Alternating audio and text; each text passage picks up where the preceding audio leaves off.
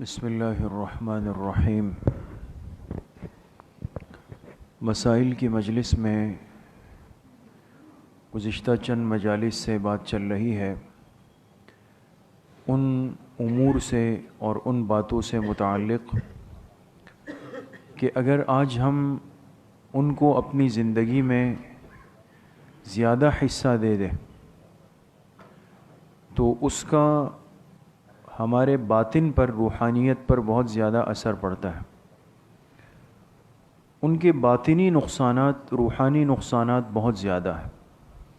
جیسے آپ کے سامنے بات ہوئی کہ بعض دفعہ کسی میں کھانے پینے کی حرص بہت زیادہ بڑھ جاتی، اسی طرح بات ہوئی کہ بعض دفعہ بلا وجہ حد سے زیادہ بے قابو غصہ بڑھ جاتا ہے۔ اسی طرح پچھلی مجلس میں بات ہوئی کہ بعض دفعہ انسان کے اندر حسد کا، دوسرے کی ترقی اور خوشی کو دیکھ کر برداشت نہ کرنے کا مزاج بہت زیادہ بڑھ جاتا ہے۔ یہ وہ امراض اور وہ گناہ ہے جس کا ہمارے باطن پر، روحانیت پر اثر پڑتا ہے۔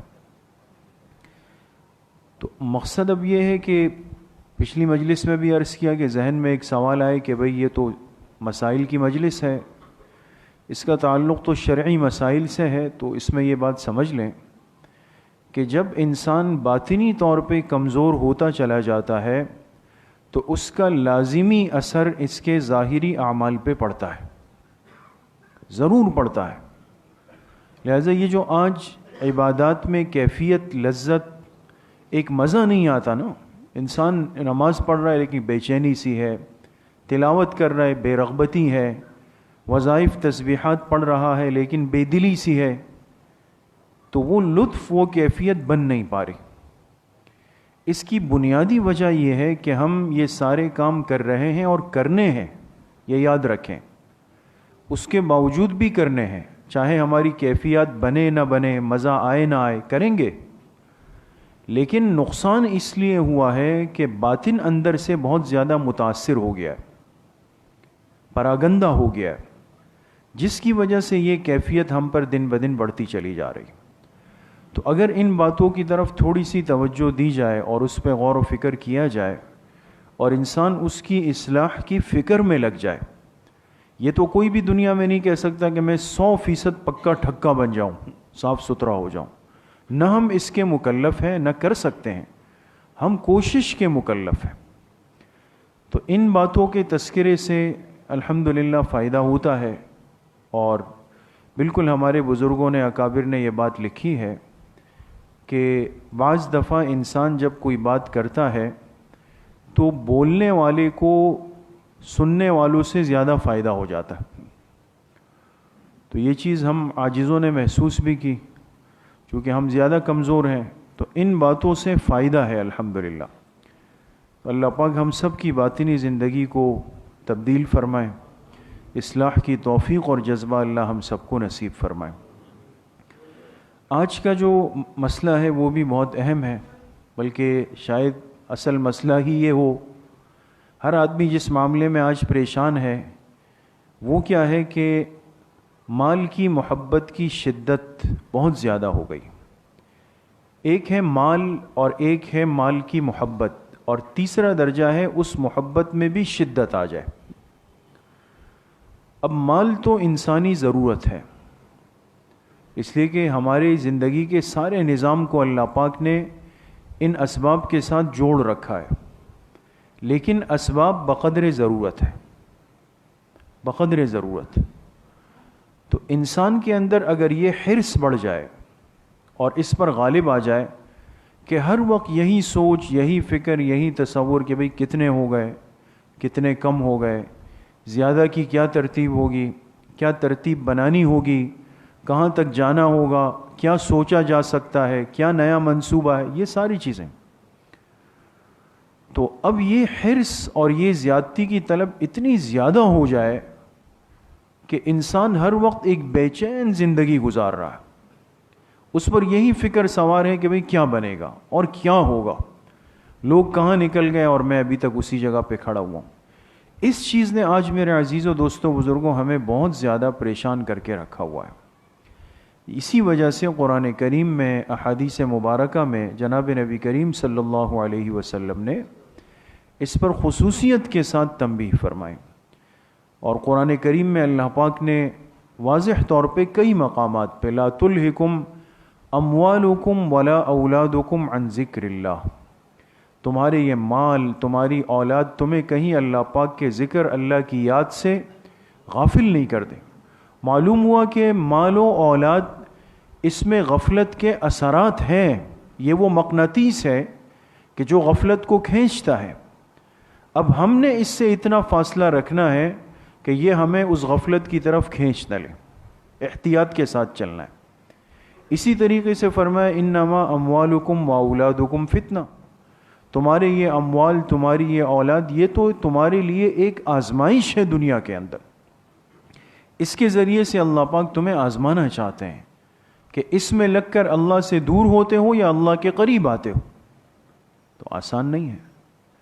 اسی طریقے سے حدیث پاک میں جناب نبی کریم صلی اللہ علیہ وسلم نے بہت آسان اور مختصر الفاظ میں اس کا خلاصہ بیان کیا، جو حدیث بہت مشہور ہے کہ حب الدنیا رأس کل خطیئۃ، دنیا کی محبت یہ تمام گناہوں کی جڑ ہے۔ بس ایک خلاصہ نچوڑ عرض کر دیا، ہر گناہ، ہر برائی کی جو جڑ کو اگر انسان ڈھونڈے گا تو وہاں آپ کو مال کی محبت نظر آئے گی۔ ہر لڑائی، ہر اختلاف، ہر برائی، اس کے اندر یہ خرابی بیٹھی ہوئی ہے۔ اسی لیے ایک دوسری روایت کے اندر فرمایا ان اللہ تعالی لا ينظر الى صورکم واموالکم ولکن ينظر الى قلوبکم واعمالکم، اللہ تعالیٰ نہ تمہاری صورتوں کو دیکھتے ہیں، نہ تمہارے اموال کو دیکھتے ہیں، اللہ کی جو نگاہ پڑتی ہے وہ تمہارے دلوں پر، تمہارے اعمال پہ پڑتی ہے۔ تو یہ وہ چیز ہے جس پر اللہ پاک کی نگاہ ہی نہیں ہے، نگاہ رحمت ہی نہیں پڑتی، سوائے اس صورت کے کہ وہ مال اللہ کے راستے کے لیے، حق راستے میں، صحیح راستے میں استعمال ہو جائے۔ تو اس لیے آج یہ مرض بھی بہت زیادہ عام ہے کہ مال کی محبت ہم پر غالب آ جاتی ہے۔ تو جب یہ چیز غالب آئے گی تو اس کے نقصانات ہیں، اور جب نقصان ہے تو اب اس نقصان کا ازالہ کیا ہو، اس کو دور کرنے کا طریقہ کیا ہو، یہ انشاءاللہ چند باتیں آج کی مجلس میں عرض کرنی ہے۔ پہلی بات فرماتے ہیں کہ اگر یہ مال کی محبت انسان پر غالب آ جائے تو یہ 3 قسم کے نقصانات انسان کو نقد دیتی ہے۔ کتنے نقصانات؟ 3 قسم کے، بہت غور فرمائے دوستو۔ سب سے پہلا نقصان مال کی شدت محبت کا یہ ہے کہ چونکہ یہ اپنی جگہ دل میں بناتی ہے، دل میں آتی ہے نا محبت، تو دل میں، تو جب یہ دل میں اپنی جگہ بنا لیتی ہے تو وہ دل پھر اللہ کی یاد اور محبت کے قابل نہیں رہتا۔ یہ سب سے بڑا نقصان ہے، اللہ ہم سب کی حفاظت فرمائے۔ اس لیے کہ دل تو جسم کا وہ حصہ ہے جس کو اللہ پاک نے فرمایا کہ میں مومن بندے کے دل میں سما جاتا ہوں، یہ گھر ہے اللہ پاک کا، تو اس کی صفائی ستھرائی ضروری ہے۔ تو جب دل میں مال کی محبت آ جائے تو فرمایا پھر اللہ کی یاد اور محبت اس میں جگہ نہیں بنا سکتی۔ کیوں نہیں بنا سکتی؟ دیکھیں آج ہم اپنے آپ کو تسلی دیتے ہیں کہ نہیں بھائی ہم تو کوشش کرتے ہیں اور دل کی حفاظت کی کوشش بھی کرتے ہیں، اللہ کی محبت بھی دل میں ہے، اللہ کے پیغمبر کی محبت بھی ہے، لیکن بزرگوں نے عجیب بات لکھی، فرمایا اس لیے کہ جس آدمی کے اوپر مال کی محبت غالب آ جائے تو ہر وقت یہ اسی ادھیڑ بن میں لگا رہے گا، اسی فکر میں لگا رہے گا کہ میرے پاس مال کسی ترتیب پر آ کر جمع ہو جائے، کسی بھی ترتیب پر آ جائے، اب اس کا بندوبست کیسے کرنا ہے، اس کے لیے کہاں جانا ہے، اس کے لیے کس سے ملنا ہے، اس کے لیے کیا کیا خریدنا ہے۔ تو جب یہ بندہ دن رات اسی فکر میں لگا رہے گا تو اللہ کو یاد کرنے کی فرصت کہاں ملے گی؟ آج اگر حقیقت میں ہم غور کریں تو واقعی ایسا ہی معاملہ ہے، ہر وقت نماز پڑھ رہے ہیں تو یہ فکر ہے، تلاوت کر رہے ہیں تو یہ فکر ہے، کہیں تعزیت میں بیٹھے ہوئے ہیں تو یہ فکر ہے، کہیں پر بھی چلے جائیں۔ تو اس لیے ہم اس بات کا استحضار کر لیں. استحضار کہتے ہیں دل میں اس درد کو محسوس کریں کہ مال کی محبت بڑھانے کا سب سے بنیادی اور اہم نقصان یہ کہ اللہ کی محبت سے دور ہو جائیں. اس لیے اس میں اعتدال پیدا کرنا. فرماتے ہیں دوسرا نقصان یہ ہے کہ جب مال کی محبت مسلمان پر غالب آ جائے تو ایک بہت بڑا نقصان یہ بھی ہوتا ہے کہ اس کو موت کا خیال ہی برا معلوم ہوتا ہے. مرنا پھر یہ برا لگتا ہے. اور واقعی میں آج ہمیں کیوں یہ باتیں جو ہے بوجھ لگتی ہے قبرستان کی, قبر کی, مرنے کے بعد کی زندگی کی. موت کا خیال ہی برا لگتا ہے بھئی یہ نہیں ہونا. وجہ یہ کہ یہ چیز آ کر بیٹھ گئی ہے اندر. تو جب یہ بیٹھ گئی ہے تو اب ہر وقت دل کے اندر یہ ہوتا ہے کہ بھئی یہ مال جمع کیے, استعمال بھی کرنا ہے, عیش و عشرت بھی کرنی ہے, خوب گھومنا پھرنا بھی ہے, یہ بھی کرنا ہے, وہ بھی کرنا ہے. تو جو حقیقی زندگی ہے جس کا آغاز مرنے کے بعد ہوگا, اس حقیقی زندگی سے غفلت اور نفرت دل میں آ جاتی. انسان کو پھر وہ زندگی بری لگتی ہے اور اس کا تذکرہ بھی برا لگتا ہے. تیسرا فرمایا کہ ایک اہم ترین نقصان یہ ہے کہ جب انسان پر مال کی محبت غالب آ جائے تو پھر اس کو حلال حرام کا کوئی فرق نہیں رہتا. اس لیے کہ پھر تو زیادت چاہیے نا, زیادتی چاہیے. 10 ہے تو وہ 20 ہونے چاہیے, اگر 50 ہے تو وہ 100 ہونے چاہیے. اب اس 50 سے 100 تک کا سفر کیسے ہو, تو اس کے لیے ہم کہتے ہیں یار اب محنت کروں, بھاگ دوڑ کروں, یہ کروں. اتنا عرصہ کون کرے؟ کوئی شارٹ راستہ ڈھونڈا جائے, آسان راستہ ڈھونڈا جائے. تو وہ کیا ہے, وہ پھر آپ کو دنیا میں من الجنت والانس, ایسے شیاطین الانس دنیا میں گھومتے ہیں, یقین کریں, جو آ کر آپ کو طرح طرح کے جو ہے نا پیکیجز دیں گے, طریقے بتائیں گے, یہ کر لیں, یہ کر لیں, یہ کر لیں. 10 کے 30 ہو جائیں گے, 30 کے 70 ہو جائیں گے, 70 کے 100 ہو جائیں گے. تو یہ جو آ کر ہمیں نئے نئے طریقے بتاتے ہیں نا, اور نئی نئی چیزیں آج ہمارے سامنے آتی ہے, ہم بغیر سوچے سمجھے پوچھے جا کے وہاں پہ چھلانگ مار دیتے. اور دل میں یہ ہوتا ہے کہ راتوں رات بینک اسٹیٹمنٹ بن جائے, مضبوط ہو جائے. اب جائز طریقے سے ہے, ناجائز ہے, حلال ہے, حرام ہے, صحیح ہے, غلط ہے, یہ بعد میں دیکھی جائے. تو یہ تمیز اندر سے ختم ہو جاتی, یہ فرق نہیں رہتا پھر. اور ہمارے لیے یہ بات ہماری زندگی میں بہت اہم ہے کہ ہم حلال حرام کا فرق کر کے چلیں گے, صحیح غلط کا فرق کر کے چلیں گے, حق اور ناحق کو سمجھتے ہوئے چلیں گے. تو یہ 3 چیزیں ہم میں سے ہر ساتھی ذہن میں رکھیں. پہلا نقصان کیا ہے کہ جب مال کی محبت آتی ہے تو اللہ کی محبت چلی جاتی, اور دیکھا جائے تو بات یہیں ختم ہے.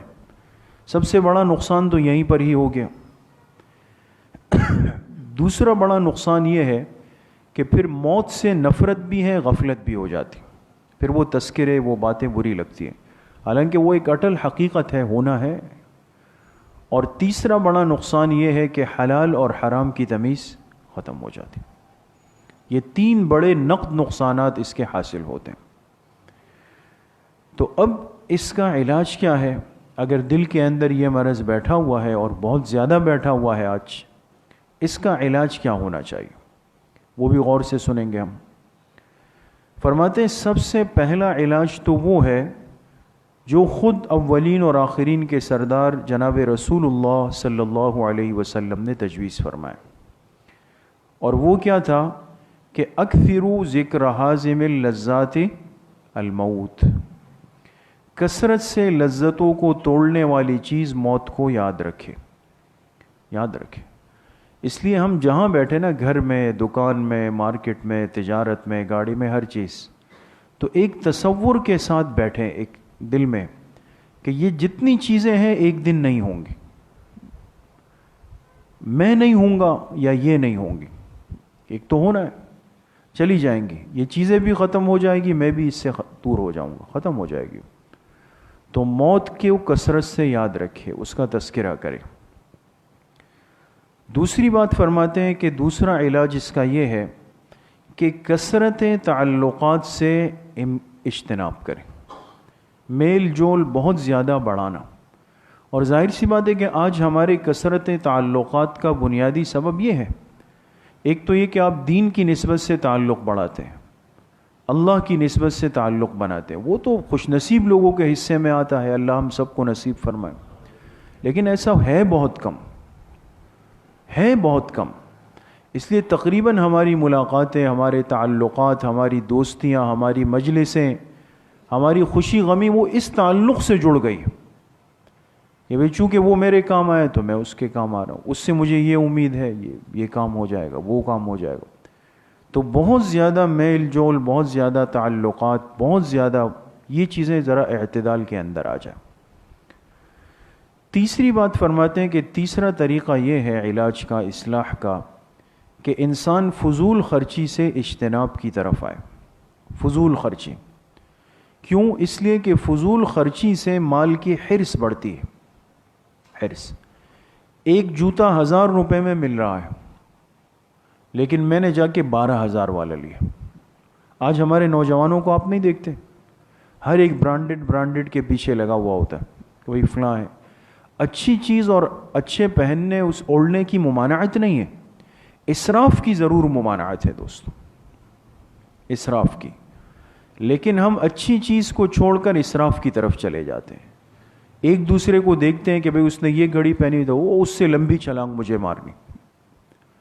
تو لہٰذا جب انسان اسراف کرتا ہے تو اسراف کا تو سارا تعلق مال سے ہے, تو مال کی حرص اندر بڑھتی چلی جائے گی. تو اس میں انسان کیا کرے؟ اعتدال کے ساتھ رہے, ترتیب کے ساتھ انسان زندگی گزارے, ورنہ پھر یہ چیز کہیں پر جا کر رکتی نہیں. 3 چیزیں ہو گئی دوستو. چوتھی بات فرماتے ہیں کہ اگر یہ بیماری پیدا ہو جائے تو کوشش کرے کہ زیادہ سے زیادہ وقت اپنے سے مال میں کم لوگوں کی مجالست میں گزارے. اگر ہم انہی کے ساتھ بیٹھیں کہ میں لکھ پتی ہوں اور میں کروڑ پتی کے ساتھ بیٹھ رہا ہوں تو بے چینی اور بڑھے گی, ہے نا. 1000 کمانے والا لاکھ کمانے والے کے ساتھ بیٹھے گا, بے چینی اور بڑھتی چلی جائے گی. اس کے لباس کو دیکھ کر مجھے احساس کمتری, اس کی گھڑی کو دیکھ کر احساس کمتری, اس کے موبائل کو دیکھ کر احساس کمتری, اس کی گاڑی گھر کو دیکھ کر احساس کمتری. یہ پریشانیاں ہیں. تو جا کر انسان کیا کرے؟ ان لوگوں کی صحبت میں بیٹھ جائے کچھ دن کے لیے, کچھ دن کے لیے, کچھ وقت کے لیے, خود جوتا سلوانے کے لیے جائے. ہمارے حضرات کے بارے میں آتا ہے کہ وہ جوتا سلوانے کے لیے جاتے تھے تو جو موچی جوتا گانٹتا ہے نا, اس کے ساتھ بیٹھتے تھے کچھ وقت کے لیے, اور فرماتے تھے کہ بھئی یہ ضروری ہے, اگر آپ نہیں بیٹھیں گے تو دل بہت زیادہ انسان کو غافل کر دیتا ہے. تو انسان یہ بھی کر لیا کرے, کبھی کبھی جائیں اور یہ جو کام کاج کرنے والے لوگ ہیں ان کے ساتھ بیٹھ جائیں, ان کی صحبت کے اندر بیٹھ جائیں, ان کے ساتھ کھانا کھا لیں, اندازہ ہو جاتا ہے انسان کو. 5ویں بات بڑی اہم ہے. فرمایا جن بزرگوں نے, بڑوں نے, اللہ والوں نے دنیا چھوڑ دی تھی, کم پر قناعت کر کے زندگی گزاری, ان کے قصے اور ان کی زندگیوں کو پڑھے بھی سنائے بھی. اب ظاہر سی بات ہے کہ ہم وہ فیچرز پڑھتے ہیں, وہ آرٹیکلز اور وہ مضامین پڑھتے ہیں کہ جس میں یہ لکھا ہوتا ہے کہ بھئی فلاں چیز لانچ ہو گئی 2022 میں, یہ جو ہے نا یہ موبائل لانچ ہو رہا ہے سیمسنگ کا, آئی فون نے اپنا نیا ورژن لانچ کر دیا. تو اس کی چمک دمک دیکھ کر کے اور زیادہ رال ٹپکتی. تو بزرگوں کے قصے تھوڑی ہے, ہم تو اور دنیا کے قصے پڑھ رہے ہیں, آگے کی سوچ رہے ہیں. انسان جب ان کے حالات پڑھتا ہے نا تو حیران رہ جاتا ہے. یہ آج جن کی برکت سے دین کے شعبے زندہ ہیں, یہ کام چل رہا ہے, اگر آپ ان کے حالات کو, سوانحات کو پڑھیں تو انسان حیران ہوتا ہے کیسے لوگ تھے, دنیا سے بالکل دور, بالکل دور. چاہتے تو سب کچھ کر سکتے تھے لیکن نہیں کیا, نہیں کیا. ایسے لوگ ہوتے ہیں. ہمارے حضرت استاذ محترم آج کل بیمار ہیں, حضرت مولانا عبدالرزاق لدھیانوی صاحب, اللہ پاک حضرت استاذ صاحب کو صحت کاملہ عاجلہ نصیب فرمائے. جامعہ کے بہت پرانے قدیم استاذ ہیں. تو آپ کسی بھی طالب علم سے پوچھ لیں یا علماء ہیں بنوری ٹاؤن کے جو فضلاء ہیں ان سے پوچھ لیں حضرت مولانا عبدالرزاق لدھیانوی صاحب کے بارے میں، بالکل سادہ سیدھی زندگی ہے. طلبہ اس وقت تو ہم نادان تھے، ہنستے تھے. طلبہ سے کہتے تھے میں 2 جوڑے گرمی کے بناتا ہوں، 2 سردی کے، بس اس کو پھر چلاتا ہوں، وہ 1 سال چلے 2 سال چلے. پھر اپنا یہ چشمہ اتارتے تھے. استاد جی کا ایک پلاسٹک کا فریم تھا، ہم نے تو 10 سال جامعہ میں پڑھا تو وہ فریم دیکھا ہمیشہ، بعد میں بھی جب ملے تو فرماتے تھے بس یہ جس نظر کم ہوئی ڈاکٹر نے نمبر بتایا تو باہر دیکھا ایک ٹھیلے والے کے پاس پرانے چشمے ہوتے ہیں نا، یہ پڑے ہوئے تھے، تو وہ میں نے اس سے لے لیا، اس میں چشمے ڈال دیے. وہ کئی سالوں سے کہا وہ میں استعمال کر رہا ہوں. اور تم لوگ 10 چشمے بنا کر گھروں میں رکھتے ہو. ہمیشہ استاد جی کی ایک صاحبزادی تھی وہاں اورنگی ٹاؤن میں، شادی ہو گئی تھی، تو ہم دیکھتے تھے یہاں اسٹاپ پہ آ کے بس میں بیٹھتے تھے، وہ اورنگی ٹاؤن پھر شام کو آتے. سادہ سیدھی زندگی. اور جو ہم وہاں طلبہ ان کے پڑوس میں رہتے تھے وہ کہتے تھے کہ گھر کا رنگ جو ہے نا وہ خود کرتے ہیں. آج تو ہم بڑے ترتیبیں دیکھتے ہیں کہ بھئی فلاں کرنا ہے، فلاں کرنا ہے، یہ کرنا ہے. تو باتیں تو اس وقت عجیب لگتی تھی، اب سمجھ میں آتا ہے. اس لیے کہ دوستوں آخرت کا معاملہ بڑھ جائے گا. جتنا ہم یہ چیزیں جمع کر رہے ہیں نا تو پھر معاملہ ہے، بوجھ کم سے کم لے جانا ہے ساتھ میں.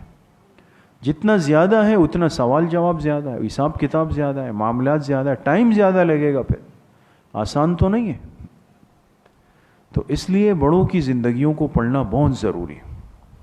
تو یہ چیزیں خود بخود اب ہم کیا کرتے ہیں، جمع کر رہے ہیں، بالکل جمع کر رہے ہیں. تو اس سے وہ حرص بڑھتی ہے. نئی کی توفیق اللہ نے پرانی صدقہ کر دی، اس کو تقسیم کر دیں تو اندر وہ چیز نہیں بیٹھے گی. اور آخری بات بڑی عجیب ہے، فرمایا جس چیز میں دل زیادہ لگے تو اسی کو جا کے خیرات کر دے. جس میں دل زیادہ لگا ہوا ہو نا، بعض لوگ کہتے ہیں نا یہ میری بڑی فیوریٹ چیز ہے، یہ تو بس میری خاص وہ ہے، تو اسی کو جا کر کے کیا کر دے، صدقہ کر دے. تو صدقہ، انفاق، خیرات یہ وہ عادت ہے جو انسان کے اندر سے مال کی حرص ختم کرتی. اور میں پہلے بھی کئی دفعہ عرض کیا، بعض ساتھی ماشاءاللہ اس پر عمل بھی کرتے ہیں. روز کی بنیاد پر صدقے کی عادت بنائیں، ماہانہ بھی نہیں، روز 10 روپے الگ کریں اپنے مال میں سے، لیکن روز کیوں 10 روپے. اور صبح آپ نکلیں فجر کے بعد کسی مستحق کو 10 روپے دے دیں. آپ کے روز کا صدقہ صبح آپ کے ہاتھ سے نکلے. دل کے اندر سے یقین کریں یہ مال کی حرص اور محبت نکلتی. رمضان کا انتظار نہ کریں کہ بھئی رمضان المبارک کا انتظار ہوگا اور پھر کوئی مستحق آئے گا، پھر وہ میرے سامنے ہاتھ بڑھائے گا. یہ تو بہرحال یہ چونکہ ایک بہت بڑا روحانی مرض ہے اور اس کی وجہ سے ہی انسان اللہ پاک سے غافل ہوتا ہے. اللہ پاک مجھے بھی آپ سب کو صحیح عمل کی توفیق نصیب فرمائے. الحمدللہ رب العالمین والصلاة والسلام.